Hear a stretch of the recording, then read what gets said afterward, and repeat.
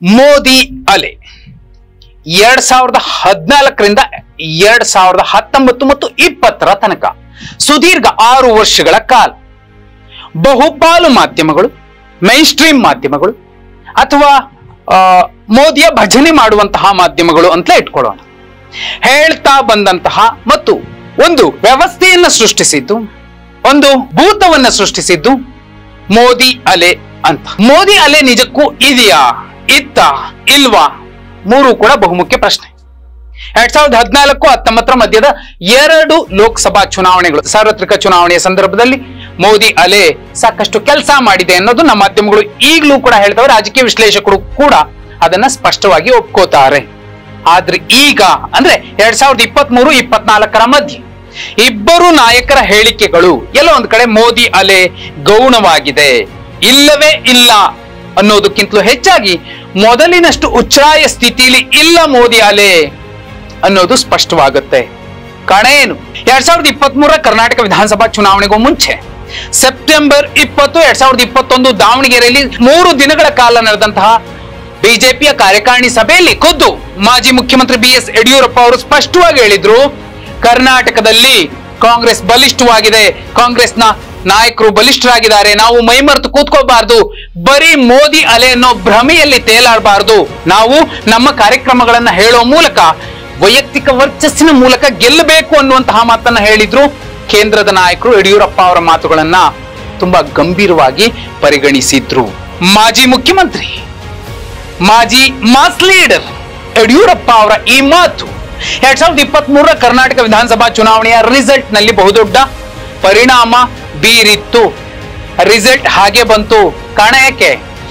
2023 ಕರ್ನಾಟಕ ವಿಧಾನಸಭಾ ಚುನಾವಣೆಯ ಸಂದರ್ಭದಲ್ಲಿ ಪ್ರಧಾನಿ ನರೇಂದ್ರ ಮೋದಿ ಅವರು 19 ರ್ಯಾಲಿಗಳನ್ನ 6 ರೋಡ್ ಶೋಗಳನ್ನ ಮಾಡಿದ್ರು ಕರ್ನಾಟಕದಲ್ಲಿ.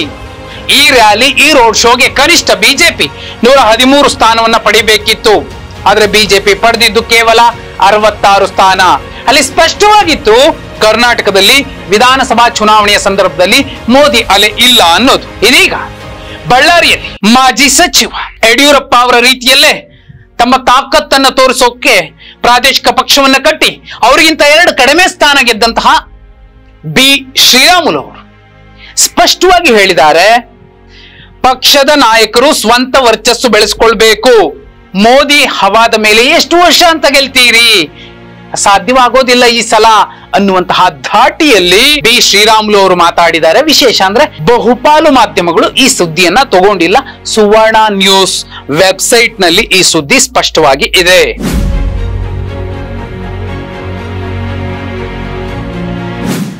ಯಾಕೆ ಹೇಳಿರಬಹುದು, 2023 ಕರ್ನಾಟಕ ವಿಧಾನಸಭಾ ಚುನಾವಣೆಯಲ್ಲಿ ಬಿ ಶ್ರೀರಾಮುಲು ಅವರು ಸೋಲಿಕ್ಕೆ ಕಾರಣ ಆಗಿದ್ದೇನು? 5 ವರ್ಷಗಳ ಹಿಂದಿನ ಒಂದು ಚುನಾವಣೆ, ಅದು 2018 ಕರ್ನಾಟಕ ವಿಧಾನಸಭಾ ಚುನಾವಣೆ. ಯಾಕಂದ್ರೆ ಮೊಣಕಾಲ್ಮೂರು ಮತ್ತು ಬಾದಾಮಿಯಲ್ಲಿ ಬಿಜೆಪಿ ಮತ್ತು RSS ಎರಡೂ ಕಡೆ ಟಿಕೆಟ್ ಕೊಡೋ ಮೂಲಕ ಆ ನಾಯಕನ, ಅತ್ಯಂತ ಹಿಂದುಳಿದ ದಮನಿತ ಸಮುದಾಯದ ನಾಯಕನ ರಾಜಕೀಯ ಸಮಾಧಿಯನ್ನ ಮಾಡಿದ್ದು ಬಿಜೆಪಿ ಮತ್ತು RSS. ಕಾರಣ ಇಷ್ಟೇ, ಹಿಂದುಳಿದವರು ಮತ್ತು ದಮನಿತರು ಕಚ್ಚಾಡಿ ಗುದ್ದಾಡಿ ಏನಾದ್ರೂ ಮಾಡ್ಕೊಂಡ್ಲಿ ಅನ್ನೋ ಕಾರಣಕ್ಕೆ ಸಿದ್ದರಾಮಯ್ಯ ಅವರ ವಿರುದ್ಧ ಬಿ ಶ್ರೀರಾಮುಲು ಅವರನ್ನ ಅಖಾಡಕ್ಕಿಳಿಸಿದ್ರು. 2023ರಲ್ಲಿ ಬಿ ಶ್ರೀರಾಮುಲು ಅವರು ಸೋಲೋದಕ್ಕೆ ಕಾರಣ ಬಾದಾಮಿಯ ಆ ಸ್ಪರ್ಧೆ. RSSಗೂ ಗೊತ್ತಿತ್ತು, ಬಿಜೆಪಿಗೂ ಗೊತ್ತಿತ್ತು, ರಾಜಕೀಯ ಭವಿಷ್ಯದಲ್ಲಿ ಮುಂದೆ ಈ ತರ ಸಮಸ್ಯೆ ಆಗಬಹುದು ಅಂತ ಗೊತ್ತಿದ್ರು ಕೂಡ ಅವರನ್ನ ನಿಲ್ಲಿಸಿ ಅವರನ್ನ ರಾಜಕೀಯವಾಗಿ ನಿರ್ನಾಮ ಮಾಡಿದ್ರು. 2024 ಲೋಕಸಭಾ ಚುನಾವಣೆಯಲ್ಲಿ ಬಳ್ಳಾರಿಯಿಂದ ಟಿಕೆಟ್ ಕೊಡಬಹುದು, ಕೊಡದೇನೂ ಇರಬಹುದು, ಕೊಟ್ಟರು ಕೂಡ ಸುಲಭದ ಗೆಲುವು ಅಲ್ಲಿಲ್ಲ ಅನ್ನೋದು ಖುದ್ದು ರಾಮುಲು ಅವ್ರಿಗೂ ಕೂಡ ಸ್ಪಷ್ಟವಾಗಿ ಗೊತ್ತಿದೆ.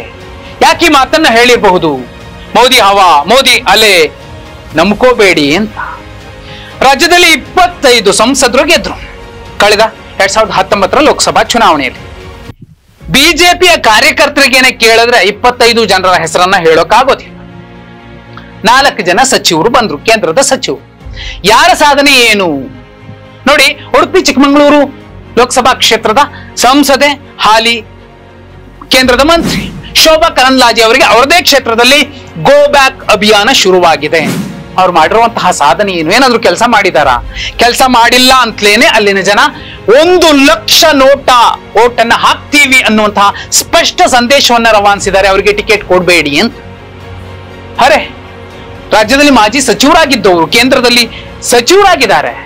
ಅಂತವ್ರಿಗೆ ಇಂಥದ್ದೊಂದು ಆಡಳಿತ ವಿರೋಧಿ ಅಲೆ ಇದೆ ಅಂದ್ರೆ, ಭಗವಂತ್ ಖೂಬಾ ಅವರಿಗೆ 2 ವರ್ಷಗಳ ಹಿಂದೆ ಅವರ ಕಾರಿಗೆ ಜಾಡಿಸಿ ಒದ್ದು ಬಿಜೆಪಿಯ ಕಾರ್ಯಕರ್ತರು ಅವ್ರ ಕಾರನ್ನ ಓಡಿಸಿದ್ರು.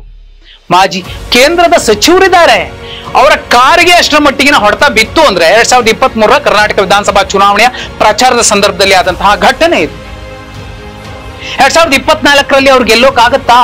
ಅವರು ದೊಡ್ಡ ಸಾಧನೆ ಮಾಡಿದ್ದಾರೆ ಅನ್ನೋದಾದ್ರೆ ಯಾಕೆ ಅವರದ್ದೇ ಕಾರ್ಯಕರ್ತರು ಓಡಿಸಿದ್ರು ಕಾರನ್ನ ಒದ್ದು? ಬಹುಮುಖ್ಯ ಪ್ರಶ್ನೆ. ಮೋದಿ ಅಲೆ ಇಲ್ದಿದ್ರೆ ಏನಾಗುತ್ತೆ? ಮೋದಿ ಅಲೆ ಇದೆಯೋ ಇಲ್ವೋ ಅದು 2ನೇ ಪ್ರಶ್ನೆ. ಪ್ರಹ್ಲಾದ್ ಜೋಶಿ ಅವರು ಕೇಂದ್ರದಲ್ಲಿ ಅವರೊಬ್ರು ಸಚಿವರಿದ್ದಾರೆ ಅನ್ನೋ ಕಾರಣಕ್ಕೋಸ್ಕರ ಅವರು ರಾಜ್ಯದ ಸಂಸದರು ಅನ್ನೋದು ಗೊತ್ತಾಗುತ್ತೆ ವಿನಃ ರಾಜ್ಯದ GST ಪಾಲಿನ ವಿಚಾರ ಆಗ್ಲಿ, ಕಾವೇರಿ ವಿಚಾರ ಆಗ್ಲಿ ಅಥವಾ ಮಹದಾಯಿ ವಿಚಾರ ಆಗ್ಲಿ, ಯಾವ್ದಾದ್ರು ವಿಚಾರದಲ್ಲಿ ಒಂದು ಸ್ಪಷ್ಟ ಹೇಳಿಕೆಯನ್ನ ಕೊಟ್ಟಿದಾರ ಜೋಶಿ? ಕೊಟ್ಟಿಲ್ಲ. ನಾರಾಯಣ ಸ್ವಾಮಿ ಅಂತ ಒಬ್ರಿದ್ದಾರೆ ಸಚಿವರು, ಯಾವ ಕ್ಷೇತ್ರದವರು ಅಂತ ಬಹುಪಾಲು ಜನಕ್ಕೆ ಗೊತ್ತಿಲ್ಲ.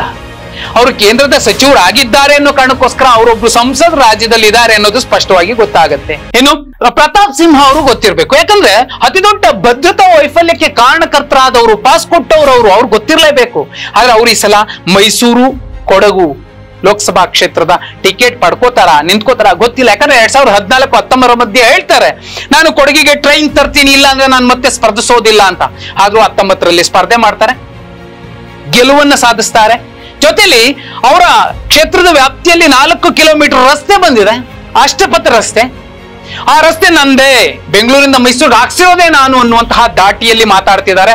ಅಲ್ಲಿನ ಸಮಸ್ಯೆಗಳು, ಅಲ್ಲಿನ ಅಡಚಣೆಗಳು ಜನ ಹೇಳ್ಕೊಂಡು ಸಾಕಷ್ಟು ಸೋಷಿಯಲ್ ಮೀಡಿಯಾಗಳಲ್ಲಿ ಬೈದಿರುವಂತಹ ವಿಡಿಯೋಗಳು ಕೂಡ ಇದೆ. ಇಬ್ಬರನ್ನು ತಾಳೆ ಹಾಕಿದ್ರೆ ಸಿಂಹ ಸಖತ್ತು ಟ್ರೋಲ್ ಆಗಿದ್ದಾರೆ. ಇವ್ರು ಯಾಕೆ ಗೆಲ್ತಾರೆ? ಬಹುಮುಖ್ಯ ಪ್ರಶ್ನೆ. ಮತ್ತೊಂದು ಸಂಗತಿ, ಅನಂತ್ ಕುಮಾರ್ ಹೆಗ್ಡೆ ಅವರು ಸಂವಿಧಾನ ಬದಲಿಸೋಕೆ ನಾವು ಬಂದಿರೋದು, ದಲಿತರು ಬೀದಿಯಲ್ಲಿರುವಂತಹ ನಾಯಿಗಳಿಗೆ ಸಮ ಅನ್ನುವಂತಹ ಹೇಳಿಕೆಗಳನ್ನ ಕೊಟ್ಟಂತಹ ಪುಣ್ಯಾತ್ಮ ಈ ಸಲ ಟಿಕೆಟ್ ಸಿಗುತ್ತೋ ಸಿಗಲ್ವೋ ಗ್ಯಾರಂಟಿ ಇಲ್ಲ. ಆ ಹತಾಶೆಯಲ್ಲಿ ಬಾಯಿಗೆ ಬಂದಂತೆ ಮಾತಾಡ್ತಿದ್ದಾರೆ. ಹಾಲಿ ಮುಖ್ಯಮಂತ್ರಿ ಒಬ್ಬರನ್ನ ಮಗನೇ ಅಂತಾರೆ. ಹೌದು, ಮಗನೇ ಅಂತಾನೆ ಅಂತೀನಿ, ಏನಿವಾಗ ಅಂತ ಪ್ರಶ್ನೆ ಮಾಡ್ತಾರೆ. ಜೊತೆಲಿ ಅನಾರೋಗ್ಯದ ಸಮಸ್ಯೆ ಮಧ್ಯೆ ಕೂಡ ಅವರು 5 ವರ್ಷ ಆಡಳಿತ ನಡೆಸಿದ್ರು, ಸಂಸದರಾಗಿದ್ರು. ಏನ್ ಮಾಡಿದ್ದಾರೆ? ಉತ್ತರ ಕರ್ನಾಟಕಕ್ಕೆ ನಿಮ್ಮ ಕಾಲಿಗೆ ಬೀಳ್ತೀನಿ, ಒಂದು ಆಸ್ಪತ್ರೆ ಕೊಡಿ ಅಂತ ಕೇಳುವಂತಹ ಸ್ಥಿತಿಯಲ್ಲಿ ಅಲ್ಲಿನ ಜನ ಇದ್ದಾರೆ. ಅಲ್ಲಿನ ಸಂಸದರು ಏನು ಕೆಲಸ ಮಾಡಿಲ್ಲ ಅಂದ್ರೆ ಮೋದಿ ಹೆಸರು ಹೇಳಿದ ಕೂಡಲೇ ಮತ ಹಾಕ್ತಾರ? ಮೋದಿ ಅಲೆ ಇದೆ ಅನ್ನೋ ಕಾರಣಕ್ಕೋಸ್ಕರ ಅವರು ಮತ್ತೆ ಗೆಲ್ತಾರ? ಇದರ ಜೊತೆಯಲ್ಲಿ ವಿವಾದಗಳ ವೀರಪುತ್ರ ಬೇರೆ ದೇವೇಂದ್ರಪ್ಪ ಅಂತ ಬಳ್ಳಾರಿಯ ಸಂಸದರಿದ್ದಾರೆ. ಇಂಥವ್ರು ಇದ್ದಾರೆ ಅನ್ನೋದು ಗೊತ್ತಾಗಿದ್ದು ಯಾವುದೋ ಹುಡುಗಿ ಜೊತೆಯಲ್ಲಿನ ಒಂದು ಅಶ್ಲೀಲ ಸಂಭಾಷಣೆ ವೈರಲ್ ಆದಾಗ, ಅವರ ಮಗನ ಒಂದು ವಿಚಾರ ವಿವಾದ ಆದಾಗ ದೇವೇಂದ್ರಪ್ಪ ಅಂತ ಒಬ್ರಿದ್ದಾರೆ, ಅವರು ರಾಜ್ಯದ ಸಂಸದರಿದ್ದಾರೆ ಅನ್ನೋದು ಬಹುಪಾಲು ಜನಕ್ಕೆ, ಅದರಲ್ಲೂ ಮುಖ್ಯವಾಗಿ ಮೇನ್ ಸ್ಟ್ರೀಮ್ ಮಾಧ್ಯಮಗಳಿಗೆ ಗೊತ್ತಾಗಿತ್ತು. ಇವರು ಮತ್ತೆ ಮೋದಿ ಹೆಸರೇಳಿ ಗೆಲ್ಲೋಕ್ಕಾಗತ್ತ? ವೈಯಕ್ತಿಕ ವರ್ಚಸ್ ಎಲ್ಲಿದೆ ಇವರಿಗೆಲ್ಲ? ಇನ್ನು ಬೆಂಗಳೂರಿನ ಸಂಸದರು ದೊಡ್ಡ ಲೀಸ್ಟ್ ತಗೊಂಡ್ರೆ ಎಲ್ರೂ ಕೂಡ ಅದ್ ಯಾಕೆ ಗೆದ್ರೋ, ಏನ್ ಕೆಲಸ ಮಾಡಿದಾರೋ ಒಂದು ಸ್ಪಷ್ಟವಾಗಿ ಗೊತ್ತಿಲ್ಲ. ಅದರಲ್ಲೂ ಮಾಧ್ಯಮಗಳು ಏನು ಹೇಳೋದಿಲ್ಲ ಈ ವಿಷಯದಲ್ಲಿ. ಅದರಲ್ಲೂ ಮುಖ್ಯವಾಗಿ ಪಂಚರ್ ಹಾಕೋರು ಮತ್ತೆ ಒಂದಷ್ಟು ವಿಚಾರಗಳಲ್ಲಿ ತೇಜಸ್ವಿ ಸೂರ್ಯ ಅನ್ನುವಂತಹ ಮೇಲೆ ಕೆಳಗೆ ಎಲ್ಲಾ ರೀತಿಯಲ್ಲೂ ಎಳಸಾಗಿರುವಂತಹ ಒಬ್ಬ ಯುವಕ ಮೋದಿ ಹೆಸರನ್ನ ಹೇಳ್ಕೊಂಡು ಮತ್ತೆ ಗೆಲ್ತಾರ? ಬಹುಮುಖ್ಯ ಪ್ರಶ್ನೆ. ಮತ್ತೆ ಇನ್ನೊಬ್ರು ಕೋಲಾರದ ಸಂಸದರು ಮುನ್ಸ್ವಾಮಿ ಅಂತ, ಬಟ್ಟಾಕ್ ಮುನ್ಸ್ವಾಮಿ ಅಂತ ತುಂಬಾ ವೈರಲ್ ಆಯ್ತು, ಒಂದು ಟ್ರೋಲ್ ಆಯ್ತು ಅವ್ರ ವಿಡಿಯೋ. ಪಾಪ ಅವರು ಕಾರ್ಪೊರೇಟ್ ಲೆವೆಲ್ ಅಲ್ಲೇ ಇದಾರ, ಸಂಸದ ಆಗಿದ್ದೀನಿ ಅನ್ನೋದನ್ನ ಮರ್ತೋಗಿದಾರ. ಕೋಲಾರದ ಜನಕ್ಕೆ ನಿಮ್ಮ ಸಂಸದರು ಯಾರು ಅಂದ್ರೆ ಮುನ್ಸ್ವಾಮಿ ಅಂತ ಹೇಳೋದು ಕೂಡ ಗೊತ್ತಿಲ್ಲ. ಅಷ್ಟರ ಮಟ್ಟಿಗೆ ಪಾಪ ಮುನ್ಸ್ವಾಮಿ ಅವರು ಆ ಕ್ಷೇತ್ರದ ಆಚೆಗೂ ಕೂಡ ಬರ್ಲಿಲ್ಲ. ಎಲ್ಲೋ ಒಂದಷ್ಟು ಕಡೆ ಅವು ಇವು ಹೇಳಿಕೆ ಕೊಟ್ಟು ಸಿದ್ದರಾಮಯ್ಯ ಹಾಗೆ ಸಿದ್ದರಾಮಯ್ಯ ಹೀಗೆ ಅಂದಿದ್ ಬಿಟ್ರೆ ಪಾಪ ಸಂಸದರಾಗಿ ಅವರು ಮಾಡಿದ್ದು ಏನೇನು ಅಲ್ಲ. ಬಚ್ಚೇಗೌಡರ ವಿಚಾರಕ್ಕೆ ಬಂದ್ರೆ ಬಚ್ಚೇಗೌಡರು ಈಗಾಗಲೇ ರಾಜಕೀಯ ನಿವೃತ್ತಿ ಘೋಷಣೆ ಮಾಡಿದ್ದಾರೆ, ಕಾಂಗ್ರೆಸ್ ಪರವಾಗಿ ನಿಂತಿದ್ದಾರೆ. 2024ರ ಲೋಕಸಭಾ ಚುನಾವಣೆಯಲ್ಲಿ ಚಿಕ್ಕಬಳ್ಳಾಪುರದಲ್ಲಿ ಅವರ ಬೆಂಬಲ ಪಕ್ಕ ಕಾಂಗ್ರೆಸ್ ಪರವಾಗಿ ಇರುತ್ತೆ ಅನ್ನುವಂತಹ ಚರ್ಚೆ ಕೂಡ ಜೋರಾಗಿ ನಡೀತಿದೆ. ಇನ್ನು ಯಡಿಯೂರಪ್ಪ ಅವರ ಪುತ್ರ ಒಂದು ಏರ್ಪೋರ್ಟ್ ತರಿಸಿದ್ರು, ಕಮಲದ ಒಂದು ಮಾದರಿ ಇರುವಂತಹ ಏರ್ಪೋರ್ಟ್ ಮಾಡಿಸಿದ್ದಾರೆ. ಅಪ್ಪನ ನೆರಳಿನಲ್ಲೇ ಇರುವಂತಹ ರಾಘವೇಂದ್ರ ಅವರು ಅಪ್ಪನ ಹೆಸರು ಮತ್ತು ಮೋದಿ ಹೆಸರನ್ನಷ್ಟೇ ಹೇಳಿಕೊಂಡು ಗೆಲ್ತಿದ್ದಾರೆ, ವೈಯಕ್ತಿಕ ವರ್ಚಸ್ಸನ್ನ ಬೆಳೆಸ್ಕೊಂಡಿದ್ದಾರ. ಇನ್ನು ಬಹುಮುಖ್ಯವಾದಂತಹ ಸಂಸದ ಪಂಪ್ವೆಲ್ ಅನ್ನುವಂತಹ ಅತಿಶ್ರೇಷ್ಠ ಒಂದು ಪದವಿಯನ್ನ ಪಡೆದಿರುವಂತಹ ಮತ್ತು ಟ್ರೋಲ್ ಆಗ್ತಿರುವಂತಹ ಅಭಿವೃದ್ಧಿ ಕೆಲಸ ಎಲ್ಲ ಕೇಳ್ಬೇಡ್ರಿ, ಜಿಹಾದ್ ಬಗ್ಗೆ ಮಾತಾಡ್ರಿ ಅಂತ ನೇರ ಹೇಳಿಕೆ ಕೊಟ್ಟು ನಾವು ಬಂದಿರೋದೇ ಜಿಹಾದ್ ವಿಚಾರ ಮತ್ತು ಮುಸ್ಲಿಮರ ವಿರುದ್ಧವಾಗಿ ಹೋರಾಡ್ಲಿಕ್ಕೆ ಎನ್ನುವಂತಹ ಸಂದೇಶ ಕೊಟ್ಟು 15 ರೂಪಾಯಿಗೆ 45 ರೂಪಾಯಿಗೆಲ್ಲ ಒಂದೊಂದು ಡಾಲರ್ ಕೊಡ್ತೀವಿ ನೋಡ್ತೀರಿ, ನಮ್ಮ ತಾಕತ್ ಅದು ಅನ್ನೋ ಮೂಲಕ ಬಹುದೊಡ್ಡ ಟ್ರೋಲ್ ಆದಂತಹ ನಳಿನ್ ಕುಮಾರ್ ಕಟೀಲ್ ಅವರು ಮತ್ತೆ ಗೆಲ್ತಾರ ಅದೇ ಮೋದಿ ಅವರ ಹೆಸರಲ್ಲಿ? ಗೊತ್ತಿಲ್ಲ, ಅವರು ಬೇಡ ಬಂಡಾಯ ಅಭ್ಯರ್ಥಿಯಾಗಿ ನಿಂತ್ಕೋತೀನಿ, ಅದರಲ್ಲೂ ರಾಜ್ಯ ವಿಧಾನಸಭಾ ಚುನಾವಣೆ ಸಂದರ್ಭ ಪುತ್ತಿಲ ಎಫೆಕ್ಟ್ ಎಷ್ಟರ ಮಟ್ಟಿಗೆ ಹೊಡೆತ ಬೀಳ್ತು ನಳಿನ್ ಕುಮಾರ್ ಕಟೀಲ್ ಅವರಿಗೆ ಅಂದ್ರೆ 2024 ಲೋಕಸಭಾ ಚುನಾವಣೆಯಲ್ಲಿ ಸಾಕ್ಷಾತ್ ಗೋಕರ್ಣ ನಾಥೇಶ್ವರ ಕೂಡ ಕಾಪಾಡೋದು ಕಷ್ಟ ಆಗಬಹುದು. ಇನ್ನು ಸಿದ್ದೇಶ್ವರನ್ ಅವರು ಆಗಿದ್ದಾರೆ ಅನ್ನೋದಕ್ಕೆ ಕಾರಣ ಅವರು ಕೇಂದ್ರದಲ್ಲಿ ಸಚಿವರಾಗಿದ್ರು ಒಂದಷ್ಟು ಕಾಲ, ಆ ಕಾರಣಕ್ಕೋಸ್ಕರ ಅವರು ಸಂಸದರು ಅನ್ನೋದು ಸ್ಪಷ್ಟವಾಗುತ್ತೆ. ದಾವಣಗೆರೆಯಲ್ಲಿ ಅವರ ಸಾಧನೆ ಆಗ್ಲಿ ಏನೂ ಇಲ್ಲ ಅನ್ನೋದು ಬಹುಪಾಲು ಮಾಧ್ಯಮಗಳು ನೇರವಾಗಿ ಹೇಳ್ತಿಲ್ಲ.